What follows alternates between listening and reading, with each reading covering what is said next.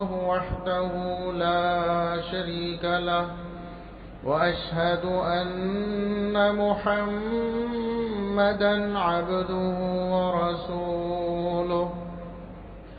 اللهم صل على محمد وعلى آل محمد كما صليت على إبراهيم وعلى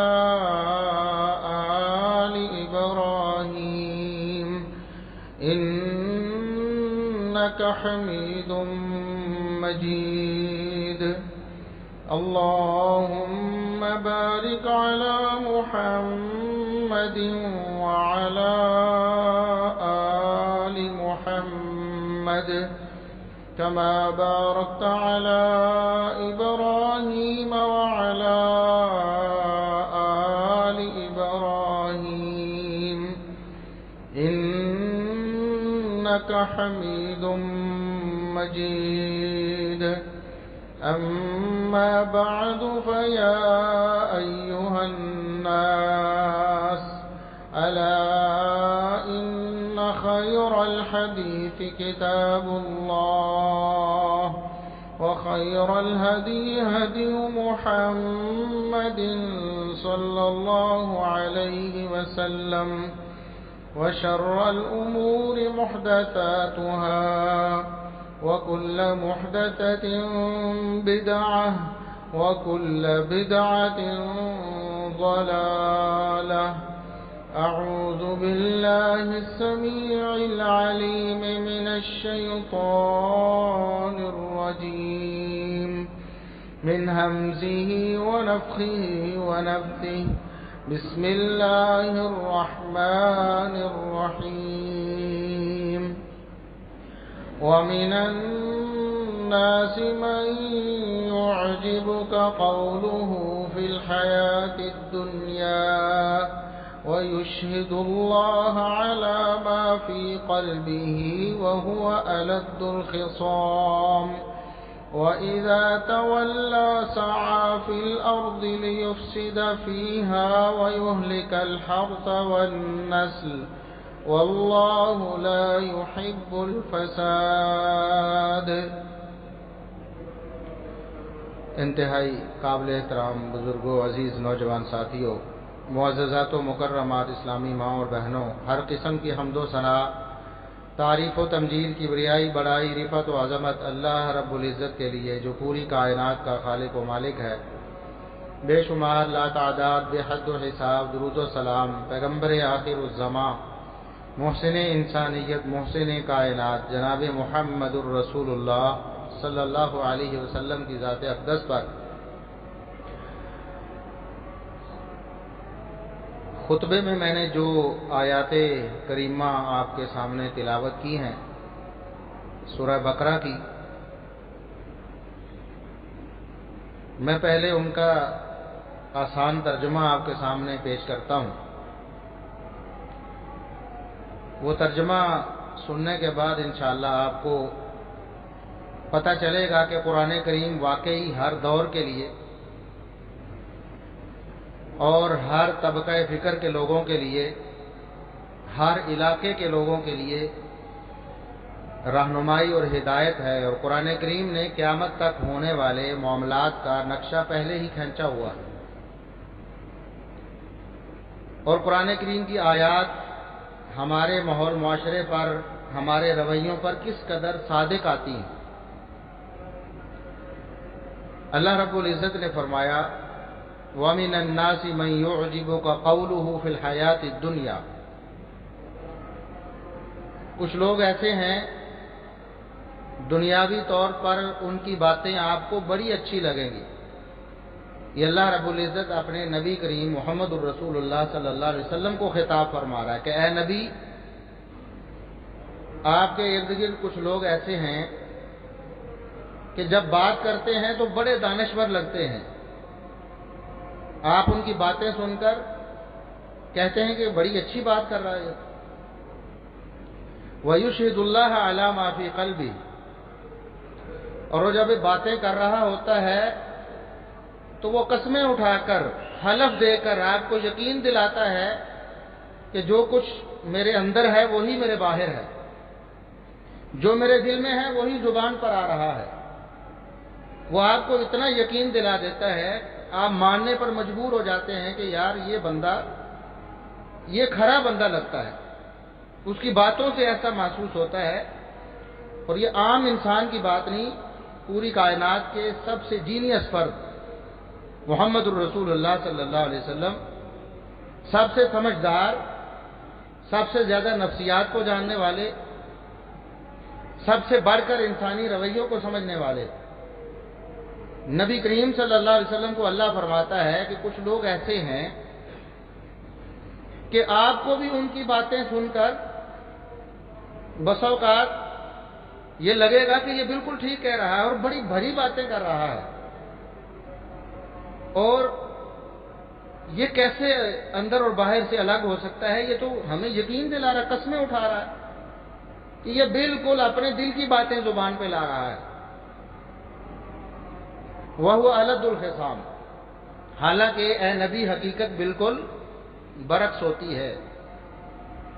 کچھ لوگ ایسے ہوتے ہیں چکنی چپڑی باتیں کر کے آپ کو اپنی باتوں میں گھیر لیتے ہیں اور آپ کو یقین دلا دیتے ہیں کہ یہ بہت اچھے ہیں، بہت مخلص ہیں، حقیقت میں وہ چرب زبان ہوتے ہیں۔ جب وقت پڑتا ہے ان کو بتایا جاتا ہے کہ بھئی یہ آپ کی غلطی ہے، وہ ماننے کی بجائے آگے سے جھگڑا کرتے ہیں، جھگڑالو ہیں، اپنے آپ کو ہمیشہ صحیح باور کرانے کے لیے وہ کچھ بھی کرتے ہیں۔ ویسے تو بڑے بھلے معلوم ہو رہے ہیں باتوں میں، لیکن جب ان کو بتایا جاتا ہے کہ یہ بات غلط ہے، یہ انداز غلط ہے، یہ طریقہ غلط ہے، تو وہ پھر پاؤں پر پانی نہیں پڑنے دیتے، وہ ماننے کے لیے تیار ہی نہیں ہوتے۔ اور منوانے والا یا سمجھانے والا کون ہے؟ محمد الرسول اللہ صلی اللہ علیہ وسلم۔ تب بھی وہ بدبخت ایسے ہیں، خوشنما باتیں تو کرتے ہیں، قسمیں بھی اٹھاتے ہیں کہ ہم دل کی بات کریں، ہم بڑے مخلص ہیں، لیکن حقیقت میں چرب زبان اور اپنی غلطی تسلیم نہ کرنے والے، اپنی غلطی پر ڈٹ جانے والے ہیں۔ اگلی آیت وَإِذَا قِيلَ لَهُ اتَّقِ اللَّهَ، جب انہیں یہ کھل کر صاف الفاظ میں کہا جاتا ہے کہ بھئی اللہ کے بندے اللہ سے ڈر جاؤ، تم جس غلطی پہ ہو اور ڈٹے ہوئے ہو اللہ سے ڈر جاؤ، غلطی چھوڑ دو۔ أَخَذَتْهُ الْعِزَّةُ بِالْإِثْمِ، اس کی غیرت جو جھوٹی غیرت اس کو اور گناہ کرنے پر آمادہ کرتی ہے، وہ صاف کھل کے سامنے آ جاتا ہے اور ہر اخلاقیات سے ماورا ہو کر سیدھا کہہ دیتا ہے کہ نہیں، میں تو اس بات کو چھوڑنے کے لیے تیار نہیں۔ جھوٹی غیرت اور انا، گھمنڈ اور غرور آڑے آتا ہے اور حق کو ماننے سے صاف انکار کر دیتا ہے۔ اللہ رب العزت فرماتے ہیں أَخَذَتْهُ الْعِزَّةُ بِالْإِثْمِ، جو لوگ تکبر اور غرور میں آ کر حق کو ٹھکرا دیتے ہیں، ایسے لوگوں کا ٹھکانہ جہنم ہے۔ پھر کیا کرتے ہیں وہ؟ وَإِذَا تَوَلَّى سَعَىٰ فِي الْأَرْضِ لِيُفْسِدَ فِيهَا، واعظ و نصیحت سن لینے کے بعد حق کو قبول کرنے کی بجائے ادھر دعوے ہیں کہ میں بڑا مخلص ہوں، میں بڑا دانشور ہوں، میں بڑا امن پسند ہوں۔ جب سمجھایا جاتا ہے سمجھنے کے بجائے واپس جا کر پھر کیا کرتا ہے؟ زمین میں فساد شروع کر دیتا ہے۔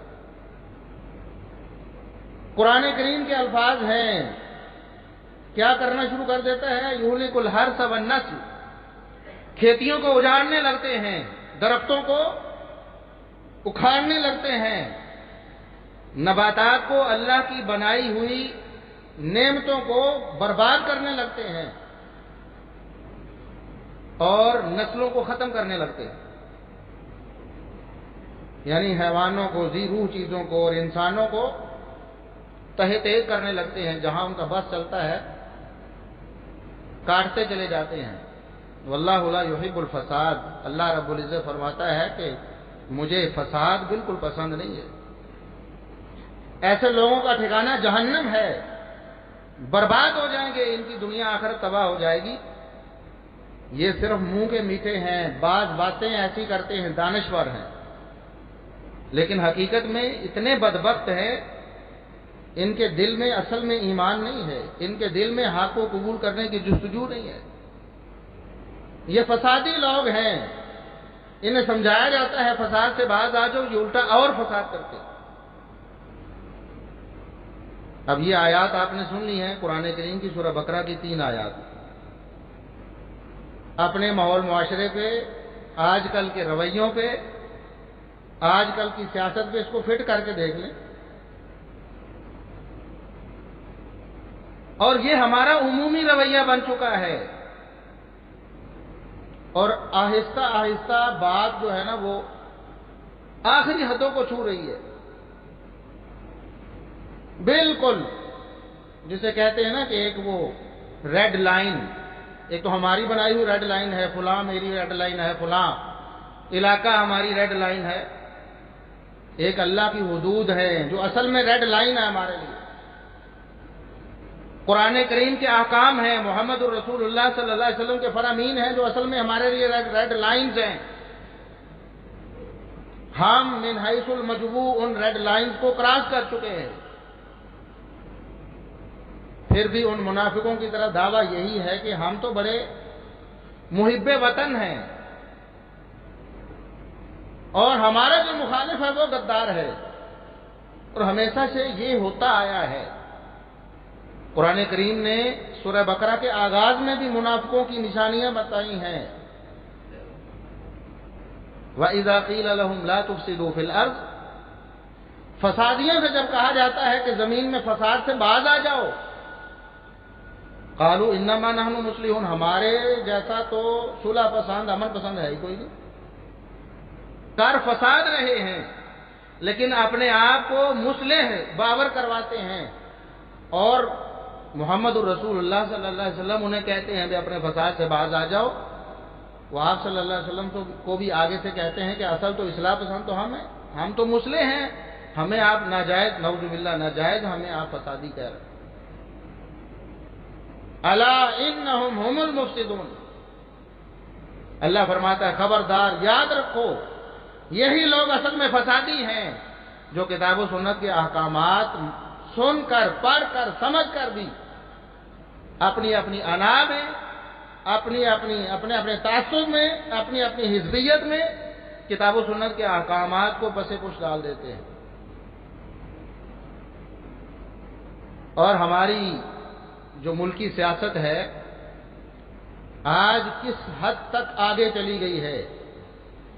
کتاب و سنت کو پامال کیا، اسلام کو، ایمان کو پامال کر کے روند کے آگے نکل گئی ہے.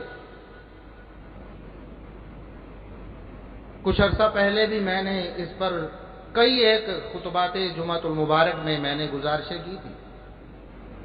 کئی ایک خطبات اس پہ ہوئے تھے کہ ہماری سیاست اصل میں جھوٹ، فساد، منافقت بن چکی ہے. مسلمانوں کو آپس میں لڑوایا جا رہا ہے، مروایا جا رہا ہے، ایک دوسرے کے خلاف نفرت، تعصب، عداوت پیدا کی جا رہی ہے. اور وہ احکامات جو ہمارے اسلام کے بنیادی اور اساسی احکامات ہیں ان کا مذاق اڑایا جاتا ہے. اگر کوئی نصیحت کرتا ہے تو آگے سے کہا جاتا ہے اپنی نصیحت اپنے پاس رکھیں، ہم اصل میں ہم تو امن قائم کرنا چاہتے ہیں، ہم تو ملک کو ترقی کی راہ پہ ڈالنا چاہتے ہیں. کیا جھوٹ بول کر، کیا مسلمانوں کی عزتوں کو اچھال کر، کیا اخلاقیات کا دامن چھوڑ کر، کیا دنگا فساد کر کے، لڑائی جھگڑے کر کے، خون خرابہ کر کے، ملک کا امن برباد کر کے کیا آپ ملک کو ترقی کی راہ پہ ڈالیں گے؟ اور حد ہو گئی ہے. پہلے کہتے تھے یہ مولوی بڑے متشدد ہوتے ہیں، بڑے متشدد ہوتے ہیں، یہ آگ لگاتے ہیں، ممبر و محراب سے کفر کے فتوے جاری ہوتے ہیں. دنگا فساد کروایا جاتا ہے۔ اس سے انکار نہیں کہ کچھ لوگ ایسے ہیں۔ آپ کو مائک پہ، آپ کو ممبر پہ، آپ کو محراب پہ، آپ کو اسٹیج پہ ایسے لوگ مل جائیں گے، یہ حقیقت ہے، جو ایسی کارروائیوں میں ملوث ہے، جو فتنہ فساد پھیلاتے ہیں۔ ہمیں چاہیے کہ ان کو پہچانیں اور ان کے بارے میں بات کریں، نہ کہ ممبر و محراب کو، جو محمد الرسول اللہ صلی اللہ علیہ وسلم کی وراثت ہے، اس کو بدنام کرنا شروع کر۔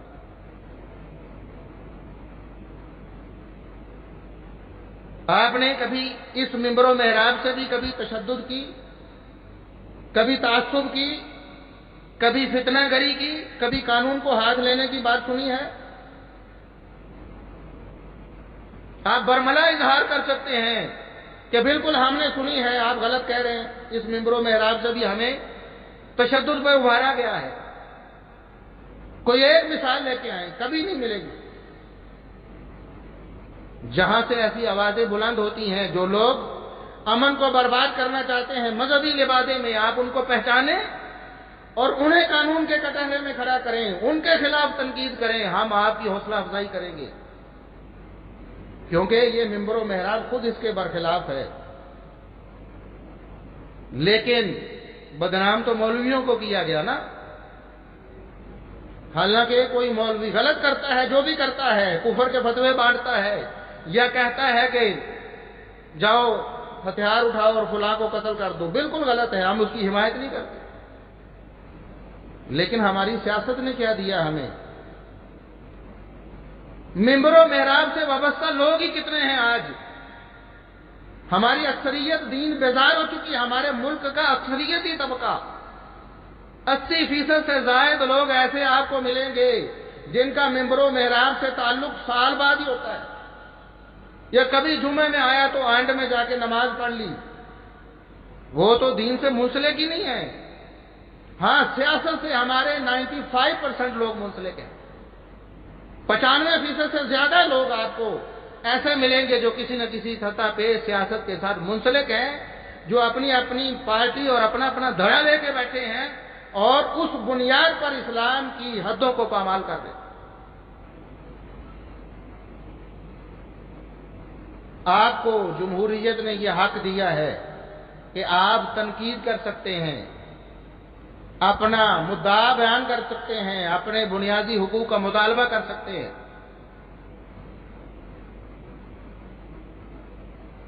کئی علماء اس کی اجازت دیتے ہیں، کئی علماء اس سے بھی روکتے ہیں۔ آپ کو اجازت مل گئی، آپ نے ان علماء کا موقف مان لیا کہ چلیں آپ احتجاج کر سکتے ہیں پرامن، آپ مظاہرہ کر سکتے ہیں پرامن، آپ اپنے حقوق کا مطالبہ کر سکتے ہیں پرامن۔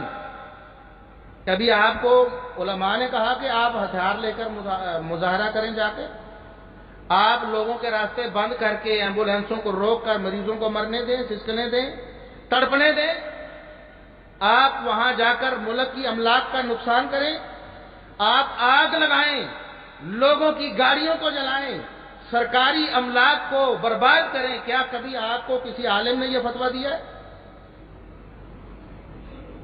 نہیں، لیکن سیاست میں آپ کو ملے گا۔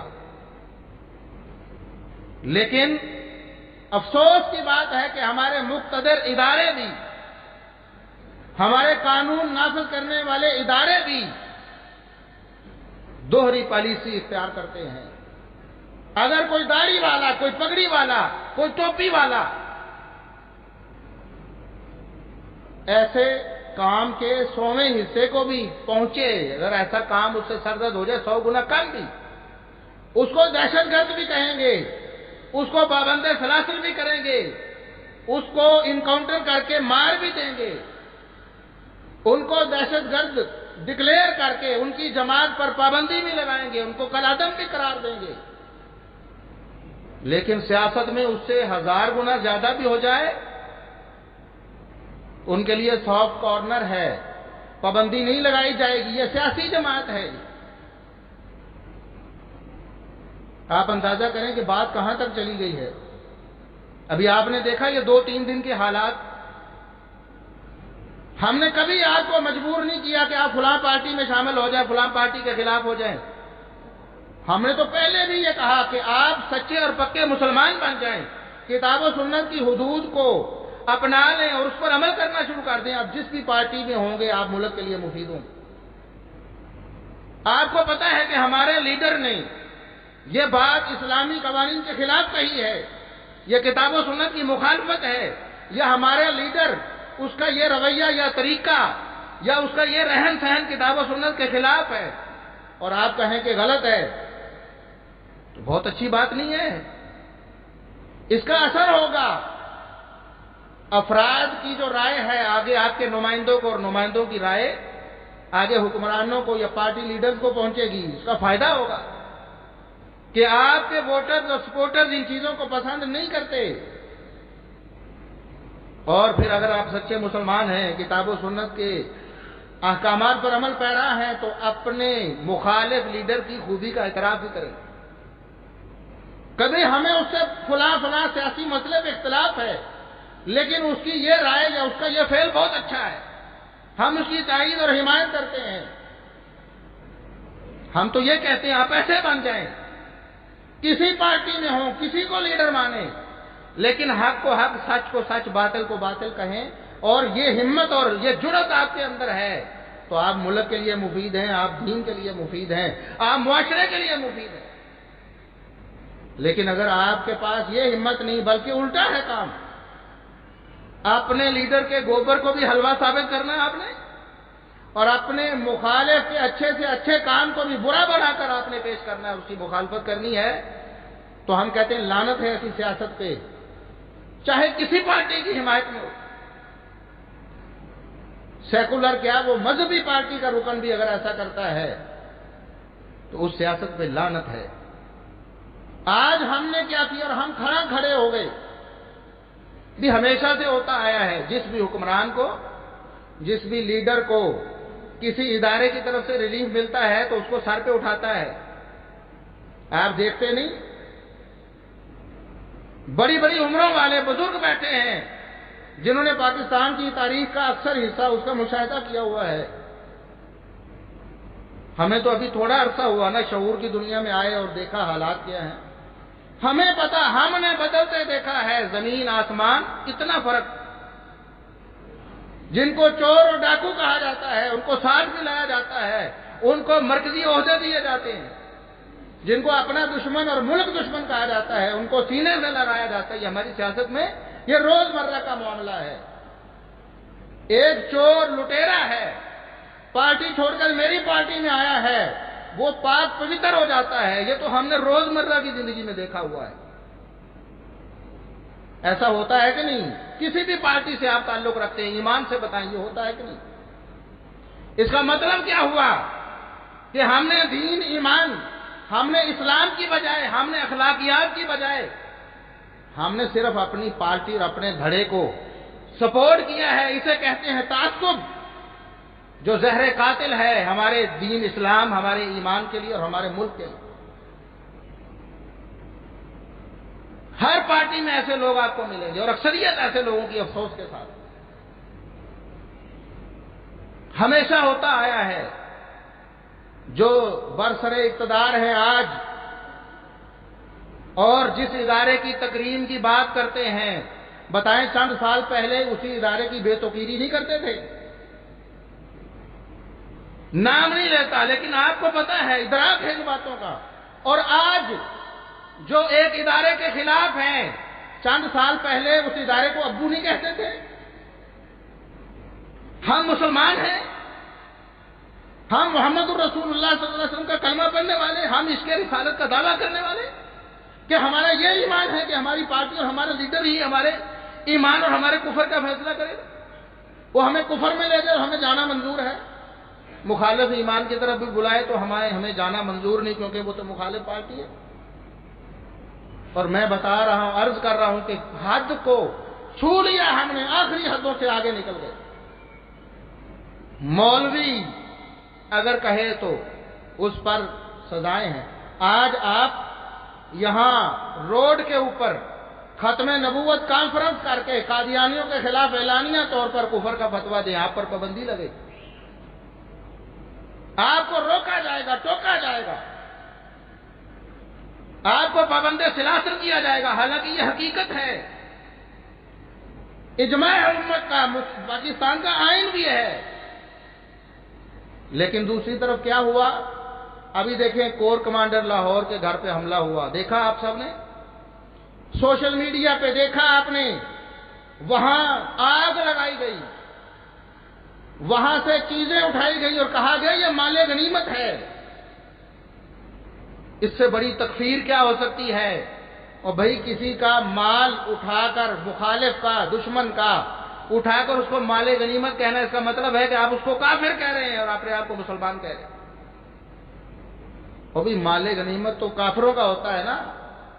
محمد رسول اللہ صلی اللہ علیہ وسلم نے فرمایا، من صلی صلاتنا واستقبل قبلتنا واکل ذبیحتنا فذلک المسلم الذی لہ ذمۃ اللہ و ذمۃ رسولہ۔ جو شخص ہمارے قبلے کی طرف رخ کرتا ہے، یعنی قبلہ رخ ہوتا ہے اور ہماری نماز پڑھتا ہے، 5 نمازوں کا قائل ہے، ہمارا ذبیحہ کھاتا ہے، ہمارا ذبح کرتا جانور کھا لیتا ہے، فذالک المسلم، یہ شخص مسلمان ہے۔ اس کے باطن میں جو بھی ہے وہ اللہ کو جواب دہ ہے، ظاہری طور پر کلمے کا اقرار بھی کرتا ہے، مسلمانوں کے جو شاعر ہیں ان کو اپناتا ہے، تو یہ مسلمان ہے، اس کے لیے اللہ اور اس کے رسول کا ذمہ ہے۔ یعنی کوئی مسلمان اس کا مال نہیں اٹھا سکتا، نہیں کھا سکتا، ہڑپ نہیں کر سکتا، حرام ہے اس پر، اس کا خون حرام ہے، اس پر اس کی عزت حرام ہے، اس پر نہیں کر سکتا۔ رسول اللہ صلی اللہ علیہ وسلم نے فرمایا، حرم میں کھڑے ہو کر خطبہ حجۃ الوداع کے موقع پر، حج کے موقع پر آپ صلی اللہ علیہ وسلم نے ارشاد فرمایا، مسلمانوں کا مال ایک دوسرے کے لیے اسی طرح حرام ہے جس طرح خانہ کعبہ کی حرمت ہے۔ اس کو ڈھانا، کوئی شخص یہ ہمت کرے گا خانہ کعبہ پر حملہ کر دے گا، اس کی اینٹیں اکھیڑنا شروع کر دے، کیا وہ مسلمان ہوگا؟ فرمایا اسی طرح جس طرح اس علاقے حرم کی حرمت ہے، جس طرح اس مہینے کی حرمت ہے، اسی طرح ایک مسلمان کے مال، جان اور عزت کی حرمت ہے۔ لیکن کیا کیا گیا؟ کور کمانڈر کے گھر سے نکالی گئی چیزوں کو مال غنیمت کہا گیا۔ اس بے غیرتی کو اور بے حسی کو، اور میں اس کو بے ایمانی کہوں گا، یہاں تک بھی ہم نے پہنچنا تھا۔ دیکھیں اداروں کے جو افراد ہیں ان کے بہت سے اعمال پر ہم بھی تنقید کرتے رہے، آپ سنتے نہیں، ہم کہتے ہیں۔ ابھی میں نے کہا کہ ہمارے اداروں کا یہ دوہرا معیار ہے کہ ایک طرف سے چھوٹی سی غلطی بھی ہو تو اس کو دہشت گردی سے جوڑا جائے، اور دوسری طرف بڑی سے بڑی غلطی بھی ہے اور یہ دہشت گردی جو آپ نے دیکھی ہے اس کو بھی سافٹ کیا جا رہا ہے۔ نہیں، وہ تو کچھ افراد کا کام ہے جی، حالانکہ معاملات بڑے واضح ہیں۔ ہم بھی تنقید کرتے ہیں لیکن ہم ان کو مسلمان سمجھتے ہیں، جیسے بھی ہیں۔ ہمارا نظام، ہمارا ملک انہی اداروں سے چل رہا ہے۔ یہ ابھی 2 سال نہیں گزرے تو یہ دلیلیں آپ کو ہمارے وہ بھائی جو آج فوج پر حملے کر رہے ہیں، 2 سال پہلے وہ ہمیں کہتے تھے کہ فوج کے بغیر آپ تو ملک میں سو بھی نہیں سکتے امن کے ساتھ۔ ٹھیک ہے، ہم تو مانتے ہیں، لیکن آج کل ایک بندے نے مجھے میسج بھیجا، کہتا ہے 1971 میں یہ دیکھو یہ ہماری فوج ہے، جب وہ مسئلہ بنا بھارت کے ساتھ اور قید ہو گئے ہمارے سپاہی، آپ تنقید کر سکتے ہیں، کہہ سکتے ہیں کہ ہماری فوج اس سے کوئی کوتاہی ہوئی ہے، لیکن کیا دشمن کے مقابلے میں اپنوں کی عزت ایسے نیلام کی جاتی ہے؟ تصویر بھیجی کہ دیکھیں یہ ہماری فوج ہے، یہ ان کی کرتوتیں ہیں، 1971 میں جو پکڑے گئے ان کی پینٹیں اتاری جا رہی ہیں، وہ تصویر دکھائی۔ میں نے کہا بھائی آپ جس سیاسی جماعت سے تعلق رکھتے ہیں، 2 سال پہلے یا 3 سال پہلے ان کا موقف کیا تھا فوج کے بارے میں؟ یہ پینٹیں تو 1971 میں اتری تھی نا، تو 2 سال پہلے آپ کے ابو کیسے تھے؟ وہ 2 سال پہلے آپ نے کہا کہ وہ ابو ہیں، اور آج سب سے بڑا غدار انہیں ثابت کر رہے ہیں. آپ یہ کیا کر رہے ہیں؟ یہ بے ایمانی ہے، منافقت ہے. اللہ کے لیے چھوڑ دیں اسے.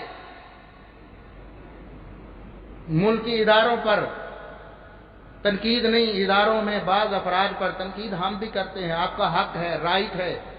آپ غلط کو غلط کہہ سکتے ہیں، لیکن پورے ادارے کو باقاعدہ منظم طور پر اس کو بے عزت کرنا، بے توقیر کرنا، اس پر حملے کرنا، یہ فساد فی الارض ہے، یہ دہشت گردی ہے. اللہ کے لیے اپنے آپ کو بچا لیں اس سے. آپ کس طرف چل نکلے ہیں؟ ایجنڈا کیا ہے آپ کا؟ آپ چاہتے ہیں کہ فوج کو ناکام ثابت کریں اور عملی طور پر ان کو ناکام کر دیں. اس کے بعد پھر کیا کریں گے؟ کیا آپ ملک سنبھال لیں گے؟ فوجی جرنیلوں پر ہم بھی تنقید کرتے ہیں. جنرل پرویز مشرف پر ہم نے تنقید نہیں کی، ہم نے بددعائیں کی اس کے خلاف، اس کے ظلم و ستم کے خلاف. لیکن انصاف کا دامن ہاتھ سے نہیں چھوڑنا چاہیے. فوج کے اندر جو میرے کتنے عزیز ایسے ہیں جن کا تعلق فوج سے ہے، آپ کے کتنے عزیز ہوں گے، آپ کے رشتہ دار ہوں گے. ہر شخص کسی نہ کسی طرح پورے ہمارے ادارے ہمارے اندر سے ہی ہے نا. اور میں تو یہ سوچ رہا ہوں کہ خدا نخواستہ اگر وہاں کوئی کور کمانڈر کی اور ان کے گھر کی عورتیں ہوتی، ان کے ہاتھ لگتی تو یہ کیا کرتا؟ اگر اب گور اٹھایا ہے تو کہتے مال غنیمت ملا ہے، وہاں سے سالن اٹھایا ہے، وہاں سے فروٹ اٹھایا ہے، کہتے مال غنیمت ملا ہمیں. مال غنیمت تو کافروں کا ہوتا ہے نا، مسلمانوں کا تو نہیں ہوتا. اگر وہاں عورتیں ملتی، ان کے ہاتھ لگتی، یہ ہمارا ایمان ہے، یہ ہماری غیرت ہے، یہ ہمارا دین ہے، یہ ہمارا عشق رسالت ہے. کیا محمد الرسول اللہ صلی اللہ علیہ وسلم نے ہمیں یہ سکھایا تھا؟ قتل و غارت، فتنہ گری، کسی نام سے بھی آپ کریں، اللہ اور اس کے رسول صلی اللہ علیہ وسلم نے اس کی سخت مذمت. واللہ لا یحب الفساد. اللہ نے فرمایا نہ فساد کو میں پسند کرتا ہوں، نہ فسادی لوگوں کو پسند کرتا ہوں. اب بھی ہمارے پاس موقع ہے، اب بھی موقع ہے. اپنے آپ کو سنبھالیں، کسی پارٹی میں ہوں لیکن کتاب و سنت پر عمل کو اپنا شیوا بنائیں. پیمانہ آپ کے پاس کتاب و سنت ہونا چاہیے. فلاں لیڈر جو ہے، فلاں پارٹی کا لیڈر، اس کی یہ برائی ہمیں نظر آتی ہے، لیکن اپنے لیڈر میں اس سے بڑی برائی اس کو ہم جسٹیفائی کرنے کی کوشش کرتے ہیں، اس کی خرابیوں کی جسٹیفیکیشنز دیتے ہیں ہم. کیا ہم بطور مسلمان، بطور مومن ہمارا یہی شیوا ہے؟ یہ تو منافقوں کا شیوا ہے، یہ تو منافقت ہے، دوگلی پالیسی ہے، دوہرا معیار ہے جو ہم نے اپنا لیا ہے. اللہ کے لیے اپنے آپ کو بچائیں. جس آگ میں آپ کودنے جا رہے ہیں، یہ آگ آپ کو بھی جلائے گی، آپ کے ملک کو، آپ کے خاندان کو، آپ کے رشتہ داروں کو، آپ کے علاقے کو، سب کو جلا کے بسر کر دے. کس طرف چلے گئے ہیں آپ؟ یہ آگ لگانا، پیٹرول بم پھینکنا. کتنے لوگ ایسے ہیں، آپ جیسے لوگ ہیں، ہو سکتا ہے آپ کی پارٹی کے کئی لوگ ہیں جن کی گاڑیاں جلائی گئی ہیں، جن کے کنٹینر جلا دیے گئے ہیں. یہ کیا ہے؟ یہ تو منافقوں کی نشانی ہے. محمد الرسول اللہ صلی اللہ علیہ وسلم کو اللہ نے بتائی ہے وَيُهْلِكُ الْحَرْثَ وَالنَّسْلَ. یہ باغوں کو اجاڑنے والے، یہ فصلوں کو اجاڑنے والے. آپ نے دیکھا نہیں کیا کیا اجاڑا گیا ہے. یہ آپ کا کہتے ہیں ہمارا پیسہ تھا تو اپنے پیسے کو آگ لگاتے ہیں، اور آپ کا پیسہ ہے اس کو آپ آگ لگا رہے ہیں. کیا ثابت کرنا چاہتے ہیں؟ اور ایک شخص کو میں نے سنا، وہ کہہ رہا تھا کہ دیکھیں اندر ہم گئے ہیں تو اتنی عیاشی ہے، سوئمنگ پول بنے ہوئے ہیں، اتنے اے سی لگے ہوئے ہیں، چلر لگے ہوئے ہیں. بھائی آپ کا جو بھی لیڈر ہے، آپ اس کی کوٹھی، اس کے بنگلے میں جا کے دیکھیں تو صحیح، کیا وہاں نہیں لگا ہوا؟ سب سے پہلے آپ نے اس کو پوچھا ہے؟ بھائی ہم تو روٹی، 2 ٹائم کی روٹی سے ہم تنگ آ چکے ہیں، وہ پوری نہیں کر رہے، اور آپ نے اتنے بڑے بڑے محل بنائے ہوئے ہیں. ہر پارٹی کے لیڈر کے محل ہیں، نہیں ہے بلا؟ بتائیں کون سی پارٹی کا لیڈر ہے جو ایک بند کمرے میں رہتا ہے یا چھوٹے سے 5 مرلے کے گھر میں رہتا ہے؟ بتائیں تو صحیح۔ سب کے بڑے بڑے بنگلے ہیں، پورے گاؤں، پورے شہر بسائے ہوئے ہیں اندر، ایسا ہے کہ نہیں ہے؟ تو آپ کہتے ہیں کہ کور کمانڈر بلاؤ۔ بھئی آپ کہتے ہیں کہ ہم سیاست کریں گے اور سیاست کے ذریعے ہم اس ملک کا نظام، یہی دعویٰ ہے نا سیاسی جماعت کا، تو بھی کریں۔ آپ کو اقتدار ملا تھا، اس وقت کیوں نہیں کیا؟ نہیں کر سکے، اور آئندہ کوشش کریں، اپنے آپ کو مضبوط کر کے اسمبلی میں جا کر قانون بنا کر ان لوگوں کو پابند کر دیں۔ بھئی آپ اتنے مرلے کے گھر میں رہ سکتے، اتنا بڑا بنگلہ نہیں بنا سکتے، ٹھیک ہے کریں، کیوں نہیں کیا آپ نے؟